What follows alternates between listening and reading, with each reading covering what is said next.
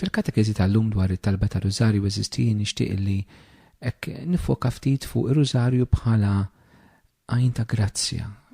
Permezz tiegħu aħna nirċievu ħafna u ħafna grazzi eżistiji.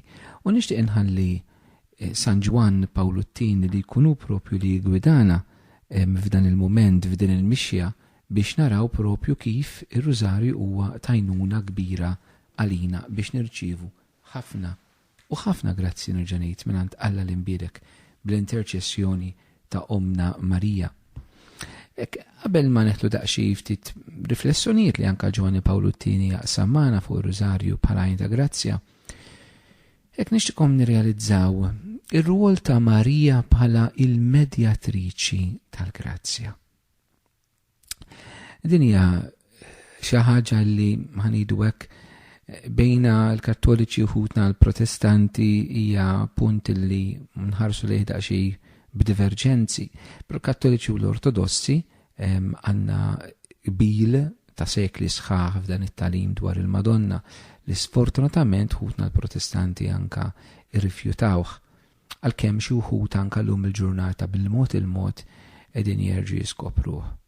U li huwa dan illi ħanida xejn b'mod sempliċi ħafna ispirat mit-tagħlim anke ta' Montfort li jitkellem ħafna mill-konsegrazzjoni tagħna nfusna lil Ġesu permezz ta' Marija. Prinċipju huwa sempliċi. Il-missier tagħna il-grazzja li huwa Ġesu innifsu permezz ta' Marija. U Marija maquda mal-Ispiritu Santu. Hekk tnissel Ġesu. Minn Marija u l-Ispiritu Santu flimkien. Montfort jgħallem u hekk kull grazzja il-missier jibqa' jagħtina permezz ta' Marija ħaġa waħda maquda mal-Ispiritu Qaddiż. Għalhekk Marija ssir il-medjatriċi tal-grazzi, ċertament l-uniku medjatur bejn Alla u l-bniedem huwa Kristu biss. Però kif tallibna l-Knisja aħna nidħlu nipparteċipaw b'modi differenti f'din il-medjazzjoni waħdanija ta' Ġesu. Marija timmedja fi Kristu b'mod partikolari ħafna, il-fatt li hija l-Omm. Is-saċerdot pereżempju jimmedja fi Kristu nkwantu li huwa saċerdot maqut ma' Kristu li huwa is-saċerdot bħala ir-ras tal-ġisem mistiku tal-Knisja. Imma Marija timmedja bħala Omm. U Marija għandha rol partikolari fil-grazzi kollha li aħna nirċievu bħala l-Omm spiritwali tagħna. Bħal maħna rċevejna l-ikbar grazzja Ġesu permezz tagħha, nibqgħu nirċievu tant grazzi permezz tagħha. Issa, it-talba ta' Rużarju isir dak il-mod kif aħna biex ngħidu hekk inħallu lil Marija teżerċita l-maternità spiritwali. Meta aħna nduru lejha permezz tat-talba ta' Rużarju, semmaj anke permezz ta' talb ieħor. Meta aħna nduru lejha permezz tat-talba ta' Rużarju, aħna nkunu qegħdin nilqgħu il-funzjoni ta' Omm illi Alla nnifsu tal-Marija fih dan il-Knisja. Mhijiex optional, għalinna hawnhi Ommkom. U permezz tal-Omm aħna nirċievu il-grazzi li Alla irid jagħtina. Għaddesin fl-Antiku ngħidu isma' jekk Kristu għar-ras li minnu ħireġ kollox għal fuq il-ġisem fil-Knisja, Marija hija l-Omm bejn ir-ras u l-bqija tal-ġisem. Għalhekk permezz tat-talba ta' Rużarju aħna neħtlu fil-medjazzjoni ta' Marija bħala parteċipazzjoni fil-medjazzjoni ta' Ġesu. Ġwani Pawluttini eżistijej fejn jidħol it-talba ta' Rużarju bħala mezz biex aħna nilqgħu dawn il-grazzi li Alla irid jagħtina permezz Omna Marija, jikteb hekk fl-ittra tiegħu dwar ir-Rużarju paragrafu 39. Il-Knisja dejjem attribwiet effikaċja partikolari lil din it-talba. Hija u tafda l-problemi l-aktar diffiċli lir-Rużarju. Lit-talba korali tiegħu u l-prattika kostanti. Fi żminijiet meta l-Kristjanità nfisha kienet tidher medda, Il-ħelsin tagħha kien attribwit lis-seta ta' din it-talba. U Sittna Marija ta' Rużarju ġiet milquha bil-ferħ bħala dik li l-interċessjoni tagħha kisbet is-salvazzjoni. Illum minn qalbi nafda l-qawwa ta' din it-talba il-kawża tal-paċi u dik tal-familja. Mela, l-ewwel ħaġa li qed jgħallimna l-Papi din, il-Knisja dejjem attribwiet effikaċja partikolari il din it-talba. Effikaċja ġifieri xi ħaġa li taħdem. Il-Knisja attribwiet dejjem qed jgħid il-Papa. Hawnhekk għandna mela dal qegħdin ngħidu dwar it-talba tal-Rużarju mhix xi devozzjoni ta' xi qaddis, ta' xi persuna, ta' xi dera tal-Madonna, le. Qed nitkellmu li l-Knisja dejjem attribwiet effikaċja partikolari. Jiġifieri l-Knisja dejjem ħarset lejn it-talba tal-Rużarju bħala mezz biex naqilgħu ċerti grazzi. U jgħid effikaċja partikolari. Jiġifieri hemm xi ħaġa speċjali marbuta mat-talba tal-Rużarju, dak li hu speċjali hija Omna Marija. Hija u tafda l-problemi l-aktar diffiċli lir-Rużarju. Qed jgħidilna l-Knisja l-iktar problemi diffiċli u mbagħad fl-aħħar qed jgħid x'inhuma l-iktar problemi diffiċli fi żminijietna hija l-paċi minħabba terrorizmu u l-familja minħabba l-kriżi li tinsab fiha. Qed jgħid dawn tafdhom fidejn it-talba tar-Rużarju. U forsi ma' din aħna rridu nżidu b'mod personali li aħna wkoll irridu nafdaw l-iktar problemi diffiċli tagħna fil-ħajja personali tagħna, fil-ħajja tal-Knisja, nafdawhom fidejn it-talba tar-Rużarju. U jkompli jiddeskrivi li t-talba korali tiegħu u l-prattika kostanti, kull kelma hija meqjusa, it-talba korali tiegħu ġifieri ir-Rużarju li nitolbuh flimkien. Flimkien, li niġu flimkien biex nitolbu Rużarju. U b'mod kostanti, mhux ta' darba. Ovvjament l-idea kostanti ħirġa wkoll mill-fatt li Ġesu jgħidilna biex nitolbu bla waqfin b'diversi modi fil-Vanġelu u jerġa' jgħidilna San Pawl din ir-realtà, it-talba korali u l-prattika kostanti. Kemm għandna bżonn eżisti, kemm tkun sabiħa li kieku aħna jekk nerġu nitlu f'dik il-mentalità. Għandna problema, ejja nitolbu Rużarju. Għandna problema fil-parroċċa, ejja nitolbu Rużarju flimkien. Għandna l-problema mal-ġirien bejnietna, ejja nitolbu Rużarju. Għandna sfida partikolari fuq il-post tax-xogħol, ejja nofru Rużarju għalhekk. Hemm xi ħadd marit, ejja nġabru flimkien nitolbu Rużarju b'dik l-intenzjoni. Hekk eżisti hekk din it-tip ta' fidi għandna bżonn nerġgħu niskopru f'sempliċità sieħa dwar it-talba ta' Rużarju. Inħeġġiġkom mill-qalb sabiex il-kol kemm aħna nerġgħu niskopru din il-fidi sempliċi. Ma nikkumplikawx il-ħajja tagħna spiritwali. It-talba ta' Rużarju kif issa li nispjega hija talba sempliċi, profonda, kristjana, tixtieq għall-Madonna, tixtieq għall-Knisja, ejjew ma nwarbuhiex. Ejjew nafdaw l-iktar problemi tagħna fidejn ir-Rużarju Mqaddes. Il-Papa jkompli fi żminijiet meta l-Kristjanità nfisha kienet tidher medda, il-ħelsien tagħha kien attribwit lis-seta ta' din it-talba. Aħna nafu li mhu speċjali fl-Ewropa il-ġrajja ġrat il-ġdida tal-Lepanto, meta kien mument storiku fejn l-Ewropa setet ġiet motija fidejn l-Iżlam eżisti. U l-fidi nisranija ġiet salfata mill-Musulmani permezz tat-talba ta' Rużarju. Issa mhux biex noqogħdu noħolqu xi gwerra kontra l-Musulmani qed ngħid dan, xejn minn dan. Però eżisti aħna ma nistgħux fisem il-pluralizmu reliġjuż, ma nistgħux lanqas fisem rispett lejn reliġjonijiet oħrajn u fisem il-kulturi l-oħrajn ma ngħidux l-affarijiet kif huma. L-Iżlam jinnega li Ġesu huwa Alla li sar bniedem. L-Iżlam di jiġħada kompletament, speċifikament. Mhux ma jgħid xejn dwarha, imma propju jitkellem kontrija, kontra Ġesu. bħala Alla li sar bniedem.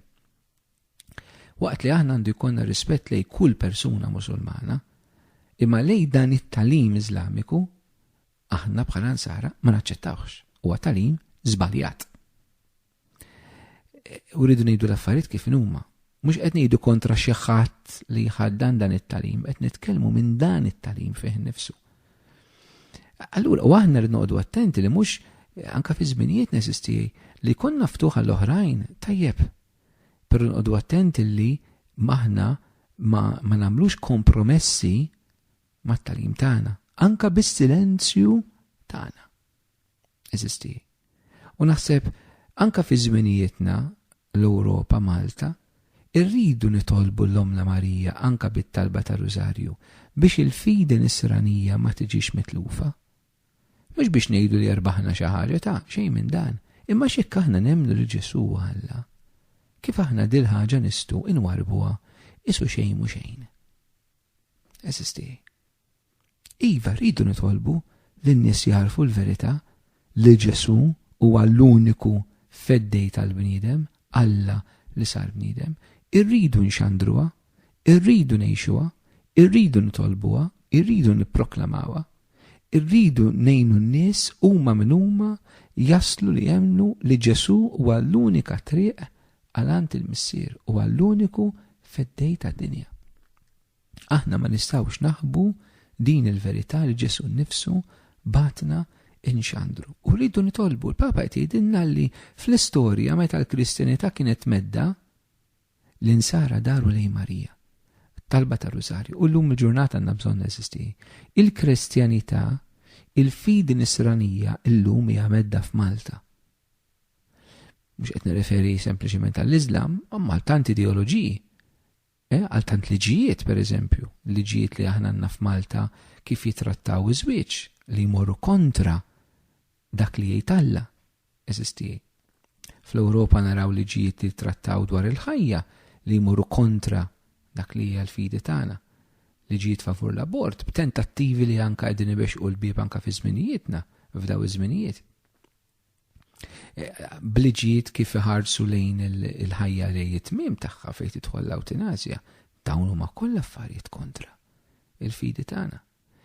Fejn Ġesu nnifsu ma nistgħux insemmuh bit-tneħħija tal-kurċifissi li ma tistax issemma l-Kristu, ma tistax issemmi l-Eid, ma tistax issemmi il-miliet għax għamilnieh Winter Festival, din hija kultura Ewropea li qed tolqot anke l-Malta brata maġla fejn irridu nwarbu dak kollu li jmiss ma' Ġesu. Altro kelli dan il-klim tal-Papa Giovanni Paolo II jagħmel sens fil-kuntest tagħna fl-Ewropa u f'Malta. Aħna nixu f'realtà li qed titlef u li qed twarrab u li qed tabortixxi lil Ġesu Kristu. U Omna Marija dik l-om li titterġa' twellet il-Ġesu fil-qlub tagħna. Anka mhux biss imma wkoll bit-talba ta' Rużarju Mqaddes. Issa l-Papa jafda eżistijaj u jgħidilna wkoll li meta rajna l-interventi ta' Marija fl-istorja u l-fidi ma ġiex mitlufa, ġiet milquha bil-ferħ l-interċessjoni tagħha. Kemm għandna bżonn anke fi żminijietna nerġgħu nilqgħu bil-ferħ l-interċessjoni ta' Omna Marija. Imbagħad il-Papa eżistija jafda fi żminijietna żewġ aspetti partikolari li jafdhom fit-talba ta' Rużarju. L-ewwel waħda hija il-paċi fid-dinja. Fl-ittra ta' Rużarju paragrafu 6 jgħid li qatt ta' ċirkostanzi storiċi jagħmlu f'waqtu il-qawmien mill-ġdid ta' Rużarju. Il-Papa qed jgħid li anke Rużarju fi żminijietna qed nidilfuh. Hemm bżonn inqajmuh mill-ġdid. U fost dawn iċ-ċirkostanzi isemmi il-paċi. Jagħmel referenza mill-ewwel għat-terrorizmu. Mu speċjali l-attakki terroristi tal-11 ta' Settembru tal-2001, ma wara dakinhar ġifieri għaddew tant snin illum il-ġurnata u rajna ħafna aktar attakki terroristiċi eżisti. Il-Papa jikteb hekk Giovanni Paolo. L-isfidi seri li magħhom qed tħabbat wiċċ d-dinja ta' dan il-millenju ġdid qed iġeluna naħsbu li biss b'intervent minn fuq li għandu l-ħila li jmexxi l-qlub ta' dawk li qed jgħixu f'sitwazzjonijiet ta' konflitt u dawk li jmexxu d-destin tal-ġnus nistgħu nittamaw f'ġejjieni aktar imdawwal f'paragrafu 40. Biss b'intervent minn fuq. Dan mhux kliemi, dan kliem San Ġwan Pawlu II. Għandna bżonn nitolbu għal dan l-intervent minn fuq. Eżisti.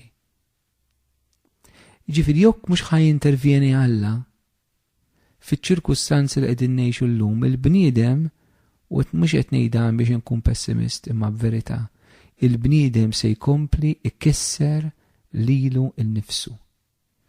Ikisser is-soċjetà li fiha ngħixu, ikisser l-ekonomija, ikisser l-ambjent u d-dinja, ikisser l-fqir u l-batut.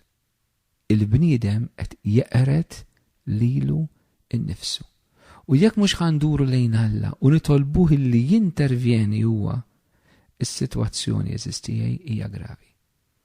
Ġwani Pawlu II ħalli dan l-intervent minn fuq fidejn ir-Rużarju. Qed jgħidilna b'konvinzjoni li bit-talba ta' Rużarju aħna niftħu bibien is-sema biex nilqgħu dil-grazzja li Alla jrid jagħti u li hemm bżonn jagħti id-dinja fi żminijietna. U speċjali il-grazzja tal-paċi. Għaliex bit-talba ta' Rużarju?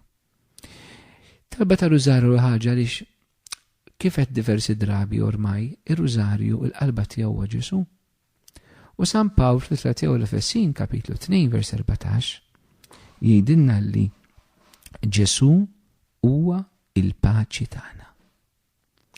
Mela biex il-bniedem isib il-paċi vera fi żminijietna mhijiex sempliċiment xi trattattivi li jagħmlu l-ġnus bejniethom li tant drabi ifallu, sfortunatament. Imma l-paċi vera tiġi milli kull bniedem jaċċetta l-Ġesu f'ħajtu. U Rużarju il-laqana ma' Ġesu. Ir-Rużarju huwa wkoll it-talba tal-paċi xi Rużarju ġib miegħu effett ta' paċi fuq dawk li jitolbu eżistijaj. U għalhekk Ġwani Pawlu II ħeġġiġna biex nirċievu u nesprimu l-paċi illi jagħtina Kristu rxoxt meta aħna nintaqgħu ma' Ġesu rxoxt. Ġesu rxoxt x'qal l-apostli meta drilhom? Il-paċi magħkom. Eżisti. Il-paċi magħkom. Mela fir-Rużarju aħna niltaqgħu ma' Kristu li hu nnifsu l-paċi u Kristu li jagħti din il-paċi. Ukoll fit-talba ta' Rużarju kif spjegajt drabi oħrajn aħna nitolbu ma' Marija. U meta nitolbu ma' Marija jiġi fuqna l-Ispirtu Santu kif ġara Elisabetta u l-Apostli f'Pentekoste. U meta jiġi l-Ispirtu Santu x'jiġri? Iġib il-frott tiegħu. L-iskont littra ta' San Pawl il-Galatin kapitlu 5 vers 20. Il-frott tal-Ispirtu Santu huwa l-imħabba, il-ferħ, is-sliem, it-tielet wieħed. U allura eżisti din turina ħafna b'mod ċar. Għaliex aħna meta nitolbu Rużarju insibu l-paċi, meta nitolbu kif suppost mhux papagalment. Insibu din il-paċi f'qalbna għax hija frott tal-Ispirtu Santu. Hija grazzja tal-Ispirtu Qaddiż.